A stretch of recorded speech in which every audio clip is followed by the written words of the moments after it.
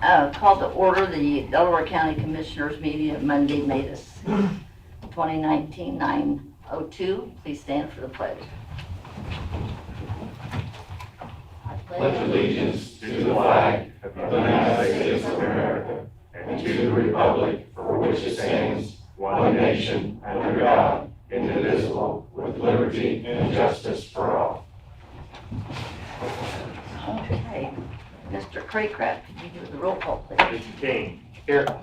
Mr. Henry. Here. Ms. Reagan. Present. Mr. Brooks. Here. Okay, we have some appointments. The appointment for the Delaware, for the Animal Control Board, City, County. I make a motion that we put Jim Turner on that Animal Control Board. I'll second it. Roll call, please. Mr. Henry. Yes. Mr. King. Yes. Ms. Reagan. Yes. Minutes of the 22nd of April. Make a motion to approve April 22nd, 2019 minutes. I'll second it. Roll call, please. Mr. King. Yes. Mr. Henry. Yes. Ms. Reagan. Yes. And Mr. Bookout is here for a presentation, I believe. Good morning, President Reagan, County Commissioners. Brad Bookout with Delaware County Economic Development. I'm assisting Bill Walters today with the ECI Regional Planning District. Brad, is that mic on? It is now. All right. Yeah, Okay. thank you. Brad Bookout, Delaware County Economic Development, assisting Bill Walters with the ECI Regional Planning District. Bill's the director of the organization. And you as the commissioners had asked the ECI Regional Planning District, which I assist Bill with a lot of projects, as those who know. And we've done a lot of work the past a couple years with the Regional Planning District, specifically on the Washington lobbying effort that the county is involved in. And if you're not working this day to day, of course, you don't know what's going on. So we thought it best to bring actually a little presentation so that the public and the commissioners and everyone knows what is happening from this effort. So there's some neat things, and I think you'll be excited to see this. It's not a real super long PowerPoint. I think it's only 5 slides, but you can kind of get a feel for what the county is doing and how they're engaging with the federal government. So Merchant McIntyre is a government relations firm based in Washington, D.C. The ECI Regional Planning District signed a 2-year contract in 2017 and 18 for Merchant McIntyre to assist the county with projects. Along with Delaware County, the cities of Portland, Indiana and Winchester, Indiana also partnered on the effort.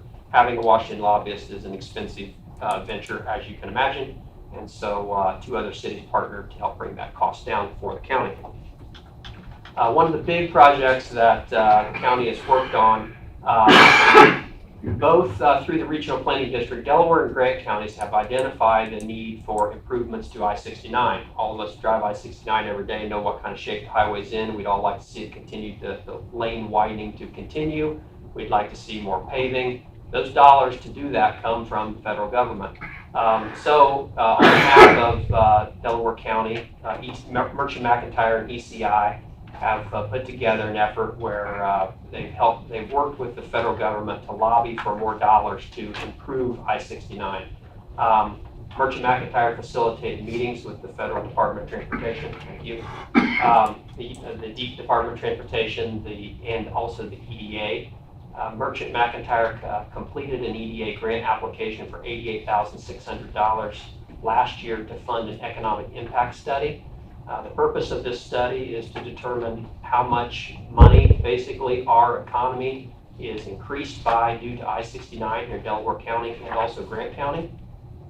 Once we have that study, we'll then take that to the Federal Department of Transportation to lobby for additional dollars to NDOT for more improvements to I-69. We'd like to see I-69 6 lanes through Delaware and Grant County. That's a decades long project, but we're underway working on that now. Ultimately, the grant was awarded, and work is starting on that right now. Bill has convened now the I-69 Steering Committee, which is made up of one elected official from all of the municipalities that have jurisdiction along Interstate I-69 in both Delaware and Grant County. Next project that they've worked on is in cooperation with the Innovation Connector of Delaware County. The Innovation Connector, of course, is a local leader in providing business counseling services, consulting, and coaching to small businesses. It's in Muncie, but there are continuously small businesses in all of the 6 small towns around Delaware County, as well as Portland, Montpelier, Winchester, who need assistance. A lot of those small businesses are entrepreneurs. The people go to work all day long. They have in the evening to work on their business. They don't have time to drive to Muncie to the Innovation Connector to get counseling or get assistance.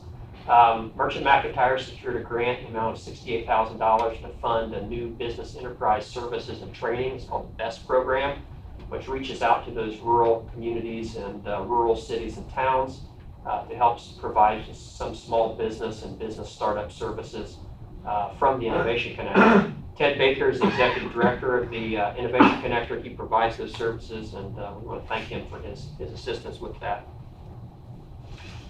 Most of us are familiar, have read a little bit about Aqua Bounty. Aqua Bounty in Albany, Indiana, needed assistance in securing their genetically modified certification for their salmon processing facility. Merchant McIntyre assisted in facilitating meetings with federal legislative offices. The regional delegation, including the mayor of Portland, Albany officials, and Delaware County officials, met with the congressional delegation from the state of Indiana, basically expressed the need for the GMO certification at Bell. That certification was ultimately granted in 2019. GMO salmon are now set to be raised at the Albany facility at the Aqua Bounty location. We want to thank Senator Todd Young's office for that assistance. He was very instrumental in that and came to visit the facility. ECI Regional Planning District also leads the annual DC Fly-In. Merchant McIntyre assists with arranging the one-on-one meetings with the Indiana delegation. Merchant McIntyre assisted also in arranging meetings with key staff members of the offices of the Department of Transportation, USDA, Economic Development Administration, the EPA, and the Army Corps of Engineers. As you can see from some of the pics, the meetings are well attended with elected officials from the region, and it's a good effort for the community to stay in contact with our federal representatives. So that's the conclusion of the PowerPoint. I want to thank you for your participation. ECI Regional Planning District has proposed to the county to fund the effort again for 2 more years.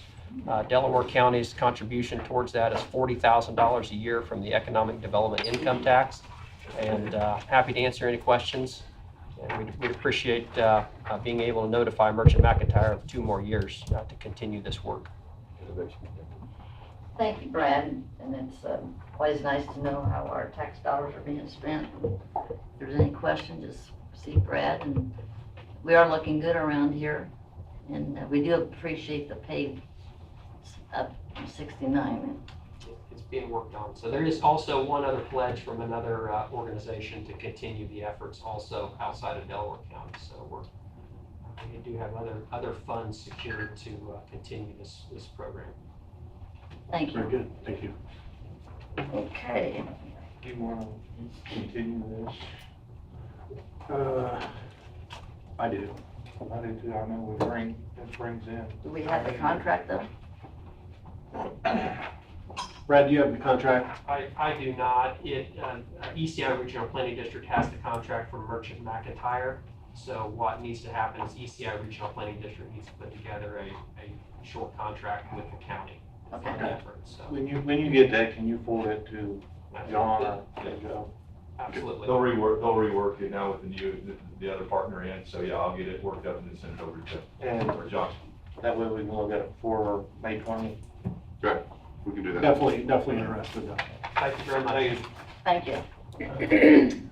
What we have also, you have your 2019 and 2022 edit plan that Yeah, you're working on, so Yeah. this can be factored into that. I've made a note of that. Thank you. Thanks. Okay, agreements. Angie has good news for us. Good morning, Commissioners. This is a supplemental agreement for Bridge 127. This is a bridge replacement project that will be going to letting next year. This supplemental is necessary. Originally, we thought only 2 parcels would be affected with right-of-way acquisition, and we need a total of 5. and the land acquisition services was not included in the original agreement. So I'm asking for an additional $36,580.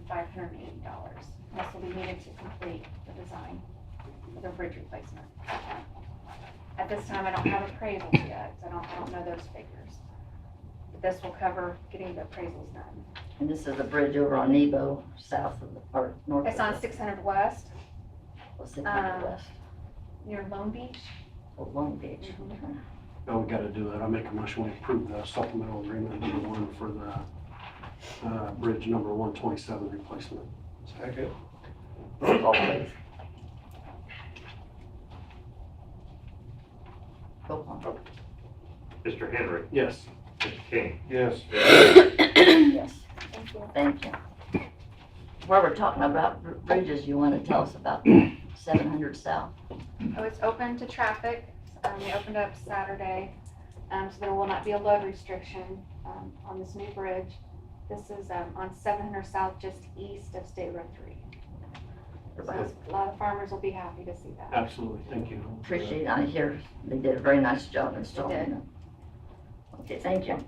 Okay, now we have the annual report for the, Mr. Craycraft is going to take care of us. John, you want to fill us in on the history of this, I think Mr. Craycraft or can Mr. do. Craycraft? Or let Donna? She's the one that pays it every year. Okay,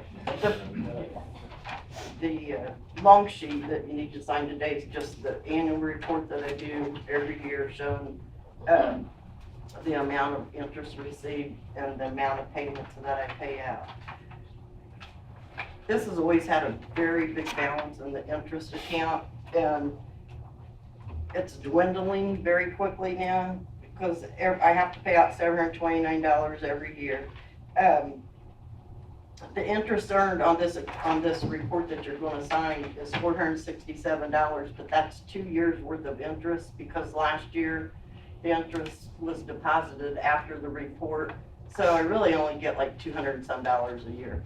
So after Ed came in office, we got to investigate and to try to find out what we should do. And we need to transfer all the money to the state. We talked with the Board of Accounts, and I said, I know I can make at least one more payment, definitely. But what happens when I can't make the next payment? And he said, you don't want to get to that point. You know, it's better go ahead and get it transferred before. So we were going to go ahead and transfer after this was approved. But then after we talked to the bank, we'll take a penalty for early withdrawal and investment, so I'll do it in January. But if the code says you have up to 20 years, I think it is, or 10, I can't remember now, to transfer the money. So county council approved the resolution, and it has to be made a part of the commissioner's minutes. So what the commissioners will need to do is they'll need to make a motion and adopt a motion that allows the auditor to transfer the balance of these funds after the interest payment, whatever's left, the 17,000 and change, to the superintendent of public instruction. That will clear out the account, and that will give the money to the state, and then they'll put it in their coffers for use with education. I'll make that motion. Second. Roll call. Mr. King. Yes. Mr. Henry. Yes. Ms. Reagan. Yes, Thank you, Donna. thank you. Okay, and then we have Costas here today to tell some good news. Hello. I have a couple grants I wanted to talk to you about today. The first grant is through United Way, and it's a grant that I've already secured. They did give me a little less than I originally asked for, but I have excess funds from our state capacity building grant that I've been waiting to match with something. So that's how I'll get it back up to the amount that I would need. I've already sent in kind of a draft for the contract into Mr. Brooks at the very end of last week. I think it was Friday. So I just really wanted you guys to know that was kind of in the pipeline, and me and Mr. Brooks will be working on that contract together, and hopefully I'll get that new position in and get more kids served. Very good, very good. For the other grant, I have not written it or submitted it or anything yet. This is a VOCA grant, and if you're not familiar with VOCA, it is a Victims of Crime Act funding. So this is federal money that is then distributed to the states and then to local programs. So because of our new process, I'm here to let you know that I am interested in trying to get some funding through that program. They are really making a push for CASA programs to do this. There's a lot of other programs around the state who have been securing these funds for years. I just haven't been very confident about it because I just started doing these grants a couple years ago. So I really wanted to get comfortable in my writing skills and how I was going to be writing some of these bigger grants. And then I have also a couple directors who said that they would kind of hold my hand through the process, help me write and see what they did. A lot of what the programs are using it for, other CASA programs, is to help with funding for staffing. And it is kind of difficult, especially with all my searching for grants, finding grants that will fund positions. Yeah. And not only just the position, they fund benefits and everything too. So what I would like to do, my plan, and I understand that I need to go to county council for this, and I am also on the schedule to speak with them as well. I currently have 2 part-time positions that are part-time, and then I would like to make them full-time. Now, the other part of this grant is they want you to be able to match it with other monies. So this would allow me to get the money. Then I would like to ask for a whole new full-time person also. These would be staff advocates, people who solely dedicated to working on all the cases that are on our wait list. And then I would also like to ask for salary adjustments for the 3 full-time people that I currently have in my office and for the contract employee that I just talked to you about through United Way. I don't know what that salary adjustment would be. I want it to be fair and meaningful and make sense. So what I've done is I've reached out to our state office and I asked if they could please pull together some numbers for me for other programs that have the similar workload. We all have the same job descriptions and what we do, but the programs vary based on how many cases are coming into the programs and how much work they're expected to do. So it may be that I don't need to do any adjustments. I don't know. I just want to be competitive with the other CASA programs and with other jobs in the community. In the past 3 years, which is not a long time, I've lost 7 employees because they've had to leave for career advancements. And so that's left me in a position of having to focus on hiring and training for jobs that take 18 months at least for proficiency because of all the laws and all the work that we do. So I'm just trying to get us kind of marketable so I can come up with a plan for staff retention. So like I said, I don't know if there will be any adjustments. I would just like to see that. That way, if I do have people coming in, and I can say that we are, pretty balanced with the other programs of similar size. So that's my plan. And so for that grant, I guess I need permission then to move forward for applying, which doesn't guarantee that I get it. But before I write the grant, I wanted to make sure that I had your guys' approval for moving forward. Yes, this is a new procedure for we're having them come before. Well, there's actually two items on your, that she's requesting. One is approval acceptance of the United Way grant, subject to the contract. You've already received it? Yes, yeah, that was a local grant, so Right. that wasn't the federal funds. Right, and so you would accept that, subject to the contract, because I did see some things in the contract Yes. that need to be addressed. And then the other one would be to give her permission to move forward on the VOCA grant with the Indiana Criminal Justice Institute, the federal one. Could we lump those in one You can. motion? Absolutely. I'll make a motion, we approve the United Way grant and give her permission to apply for the VOCA grant. Second. Roll call. Mr. Henry. Yes. Mr. King. Yes. Ms. Reagan. Yes. Thank you for your hard work and appreciate Thank you. coming today, and we hope to have good news in a few Yes, me months. too. I never knew I was going to be a grant writer, so this is interesting. Jason Rogers might help you too. There you go. Go-to man. Don't tell him I said that. Okay. Now we have Mr. Rogers here. Some good news.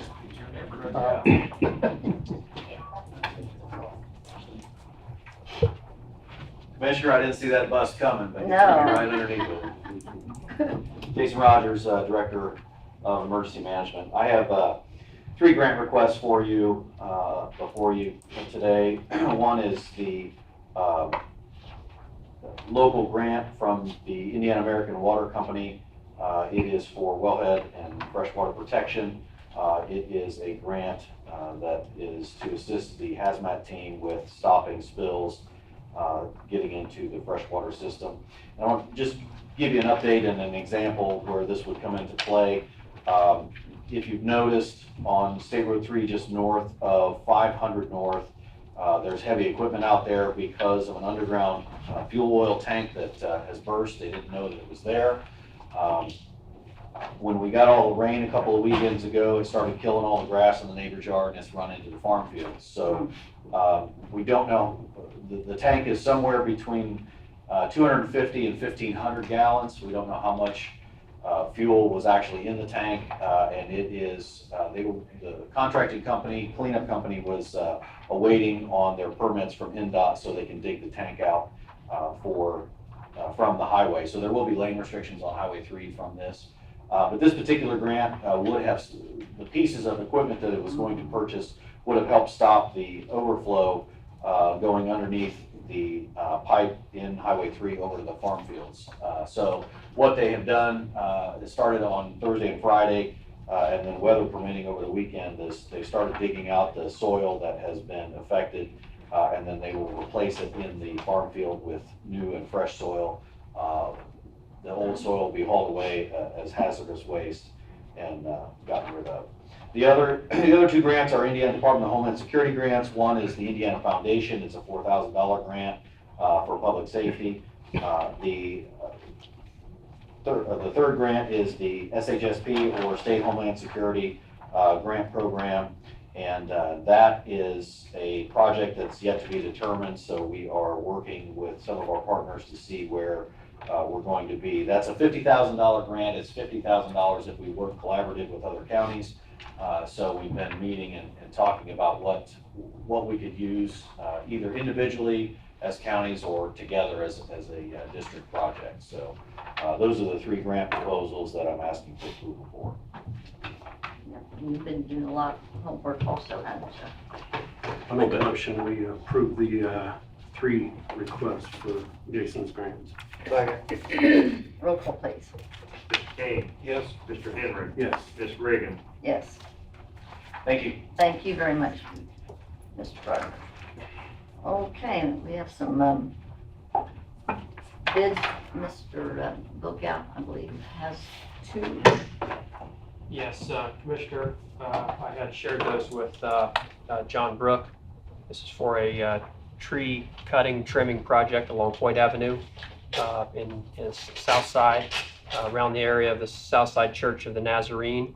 And there's several trees that have been identified that are, some are in the right of way, some are partially in the right of way, partially in homeowners' yards, that are dead, falling down, become a nuisance, are dangerous during high winds and storms.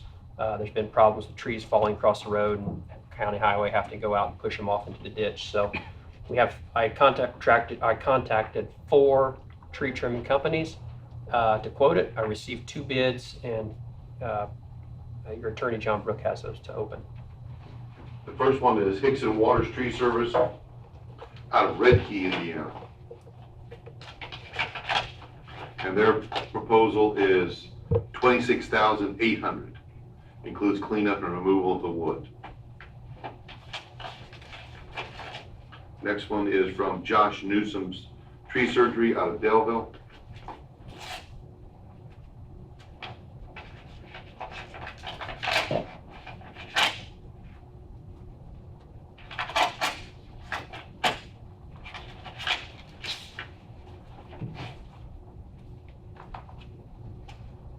Josh Newsom's proposal is $32,950. Commissioners, I just recommend you take those under advisement at this time. I'll make a motion, we take those bids under advisement. Second. Roll call. Mr. Henry, Yes. Mr. King, Yes. Ms. Reagan, Yes.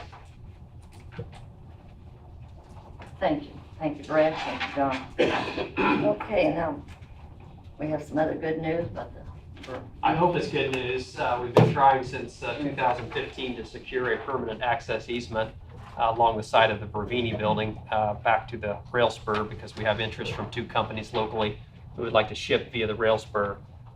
We have verbal agreements from Bravini, or we did have at the beginning of last week, for a permanent access agreement for the county. Two appraisals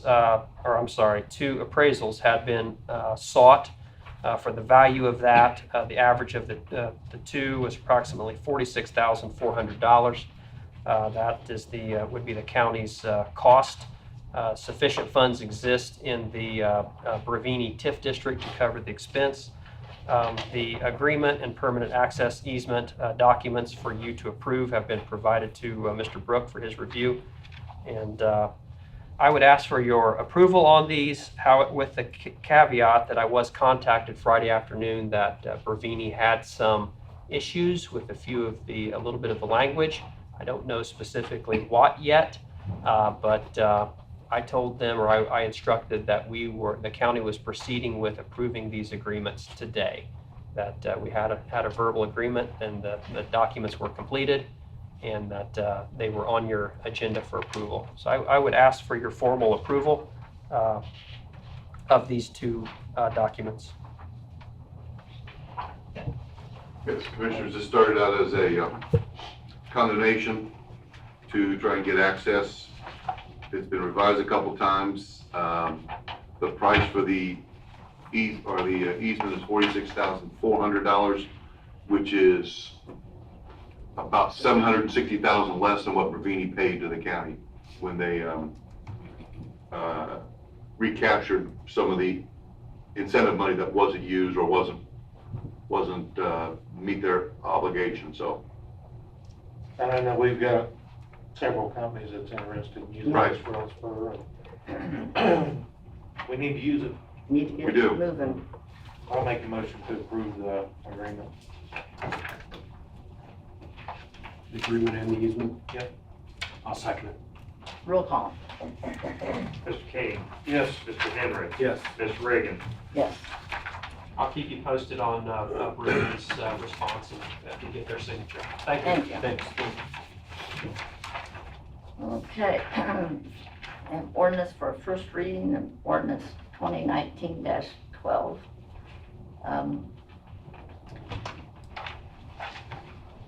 John, that's these are some changes to the building code that are based upon changes that the legislature made for the building codes in the various counties. Mr. Minnick was working on that because of adoption in the 2019 General Assembly, so this is just for introduction.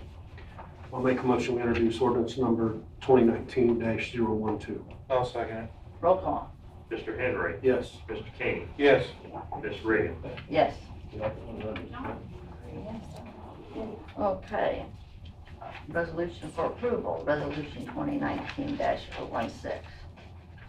This is a resolution that I put together based on a conversation with the HR director and the 911 director.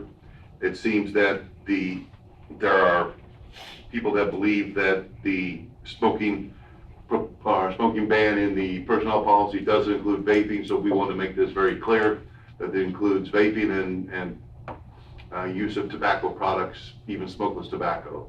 So we expect this is an expansion and of the 7.8 in the personnel policy. I'll make a motion to approve. I'll second it. Roll call. Mr. King, Yes. Mr. Henry. Yes. Ms. Reagan. Yes. Thank you. Okay, resolution number 2019-017. This is a resolution for certain tax compliance procedures for the county to adopt as part of the financing for the jail project. This often happens at when large financing projects are put together. There are certain terms that lenders want the county to comply with. This is unusual, and all these, I've looked at all these are all normal and usual compliance items that I don't believe will cause a whole lot of heartache to the auditor's office. I noticed there were quite a few. I don't of believe, them. but they'll cause some heartache, but not a lot, I said. As long as you go over it with them. I'll make a motion to approve resolution 2019-017. I'll second it. Roll call, That please. seems to make your job easier. Mr. Henry, Yes. Mr. King, Yes. Ms. Reagan. Yes. Thank you. Now it comes time for any department heads or any news out there.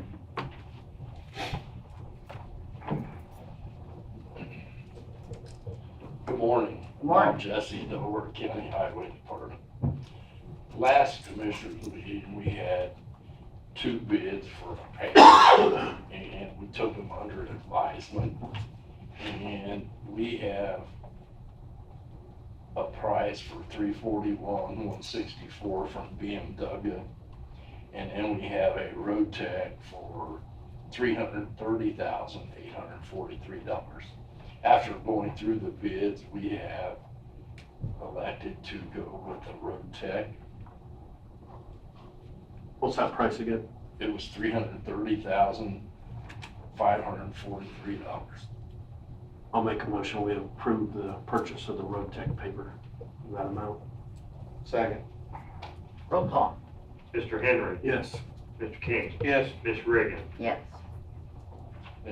Thank you. Thanks, Robert.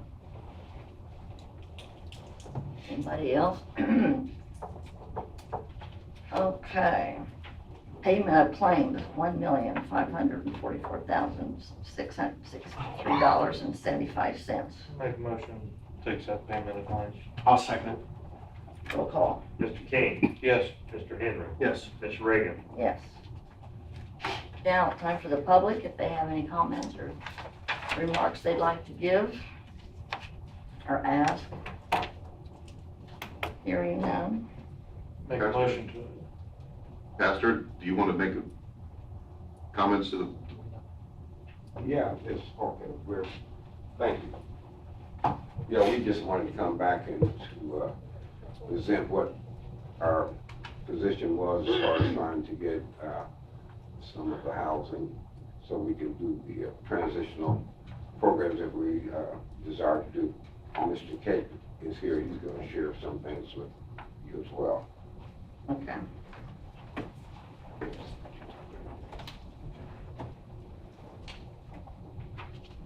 My name is Robert Keck. And we sent you a proposal last week by email about what we were wanting to do, the proposal for how we were going to use the properties that we were asking for.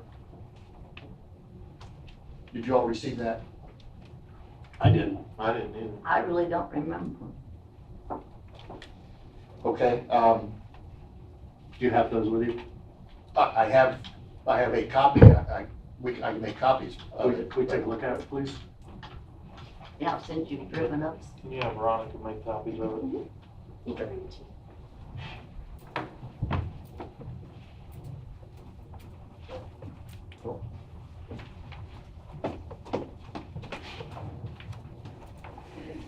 I'll be honest, if I didn't recognize your name, I've been told not to open up anything that I'm not familiar with. I might have. That's really good advice. Yeah, did you watch 60 Minutes last night? No. John Podesta should have followed that advice. That's how WikiLeaks got a hold of all his emails. Yeah.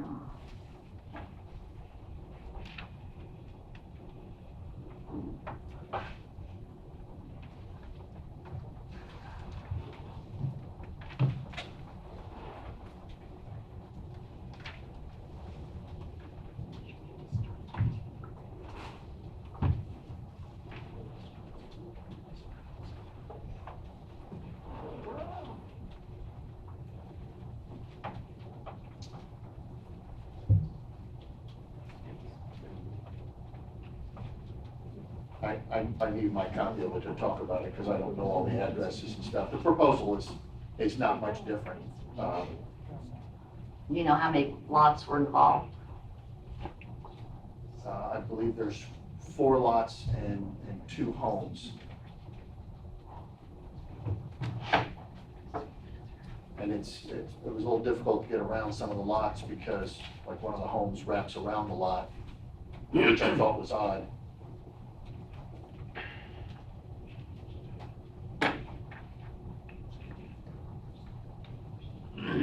We wanted to make sure that we secured the property right next to where we were gonna put the female transitional home, because we didn't wanna.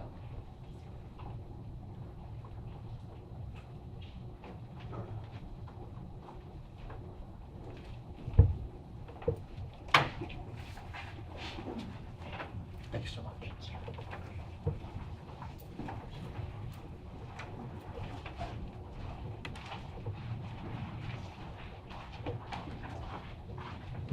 All the properties are listed on page 2.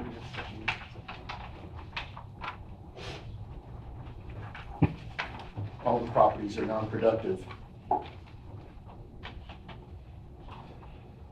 And by using these to either fix up the homes or to expand the space that we need for the transitional housing, it'll then make them productive. And we hope that it's a start towards revitalizing the neighborhood, starting to raise home values and putting homeowners in these homes.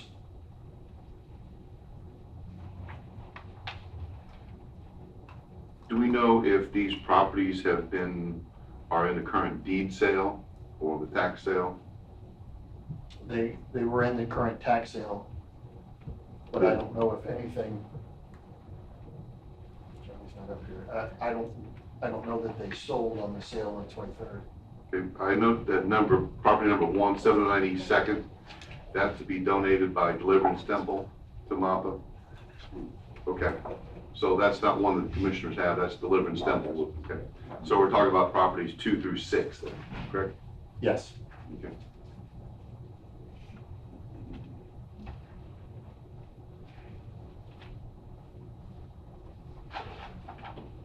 You have funding, how are you gonna fund to, do the remodeling on these houses? We've got some investors that are looking at what we're going to do.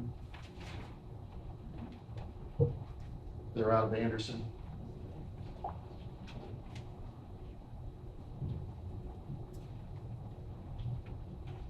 And they're typical property investors. They invest in homes to renovate, and then they make a profit on the back end of it. Can you explain that to me? How they make the It's profit just- on the back end Well, on it? it's flipping a home, is what it is. And MAPA would make some money on flipping the house also, which helps with our expenses.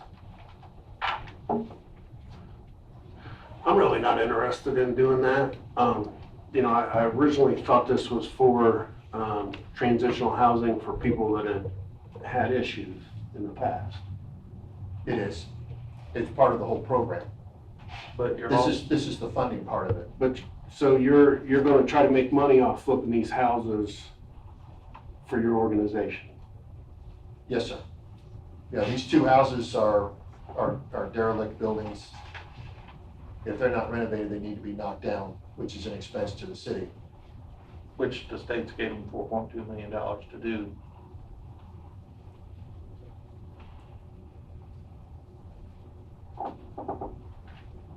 My thing is you're asking us to give you housing, what's supposed to go to a nonprofit, which in turn, you're going to sell them to investors.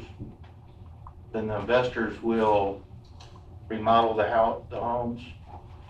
They will make a profit off of it, and then Well, you will make a they profit off of would, it. they would have to make a profit off it. They're not gonna do the work without making Well, money. I understand that, but It's transitional housing, so you're going to sell the transitional housing. No, we're not selling. Well, that's what you came here for. The two homes that we're asking for are not large enough for transitional housing. Now, is this the same thing that I read about in the Indianapolis newspaper? This is not the same thing. Because I read about that, and those homes were sold to people, and now they're worried about if they're going to be able to keep their homes, from what I've read.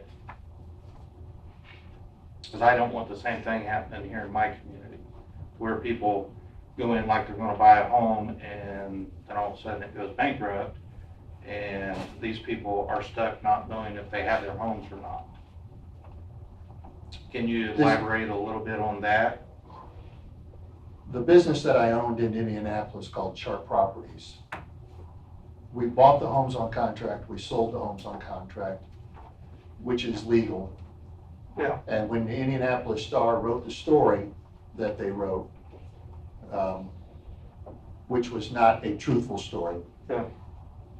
Employees that I had fired had given information to the newspaper which was incorrect. And they took those stories to all the people that I had contracts with and said, don't pay these people, look at them, they're charlatans, they're this, that, and the other. And no business can stay in business when people renege on their contracts. All the homeowners still have their properties. The people that were in them either continued in the contracts that they had, or they had to find new housing. But this is not the same thing. This is not a series of contracts.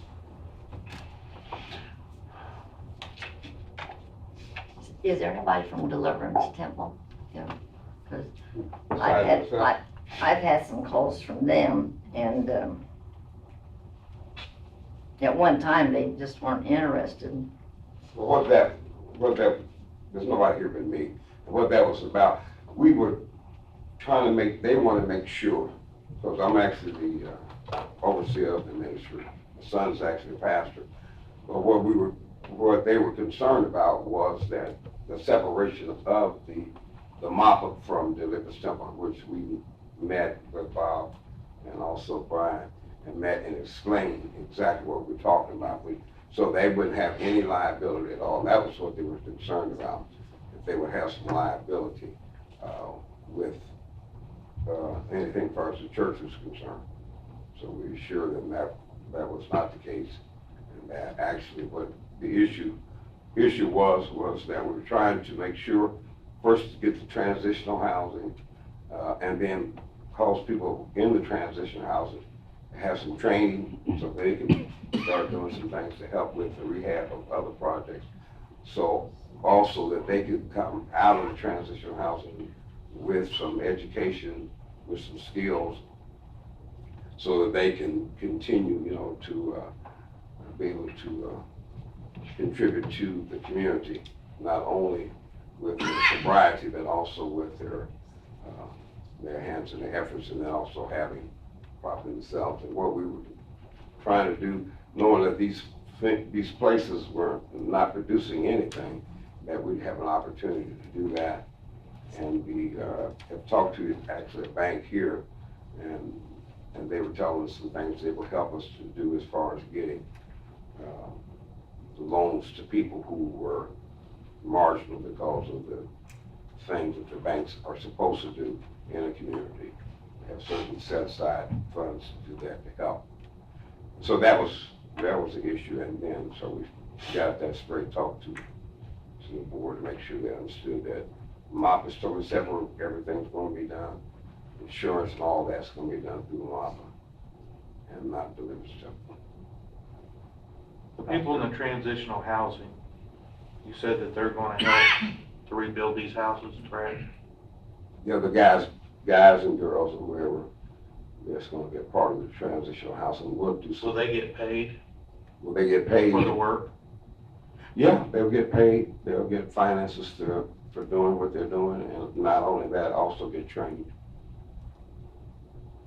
So there'll be, you know, combination of payment as far as them, you know, being able to learn skills as well as getting some money, yeah. That is, yeah. Do you have any idea what you'd pay them an hour? Over minimum wage at least. Okay. It might sound funny, but Well, you're up here that's- as, well, I mean, I heard the chuckle out here, but, It wasn't for me. you know, you're asking us for property that it seems to me that you're gonna take the property, because it went from transitional housing to investors from Anderson that are going to invest in these properties. They're going to get money on the back end of this, and plus MAPPA is going to make money on this. But you're asking about the transitional housing, and that was one of the things I wanted to know, is how are you going to fix the houses? Where are you getting the finances to fix the houses? Because I'm sure your investors out of Anderson aren't giving you money to fix the transitional houses that's not going to be sold. Right? Yeah, that's correct. But we have also some people in Muncie. I meet with a group on Tuesday mornings. This is all men's group that we meet, and they're contractors that are part of that group that's going to also help us as far as doing some of the renovation and also doing some of the teaching. Yeah, because, you know, we've done this stuff with properties where we put them back on the tax roll and everything else, but we've also seen like a financial plan that goes along with it. I mean, that's one thing, the last time you was here, I wanted to see a financial plan on how this was gonna come about. You know, how you was gonna have the money to do the transitional housing. And the other properties, I wanted to see something like that also. Well, it seems to me the story's changed, because it wasn't just transitional housing. Now they want us to give these houses, these properties up, and I'm not interested in doing that. I'm not interested in giving somebody the properties, Well, you know, because if they wanna invest in it, we have the tax sales and stuff, that they can go to purchase the properties out of the tax sale if they're investors. well, certainly it's up to you guys. What we're trying to do is to make that area better, rather than just letting something go to pot. You know, again, the transitional housing, starting from what we had as far as the church was concerned, and that was the donated part, and that was the part, and then the other part is to help those people, you know, to grow and develop and then sustain their own personal lives as they begin to. I would say come up with a new plan. We'd be happy to take a look at it. With some financing in it. Absolutely. All right, that's fine. Thank you. Thank you. Okay, anybody else? Do I hear a motion? And then I'll make a motion to recess. I'll second. Roll call, please. Mr. King, Yes. Mr. Henry, Yes. Ms. Reagan. Yes. Thank you.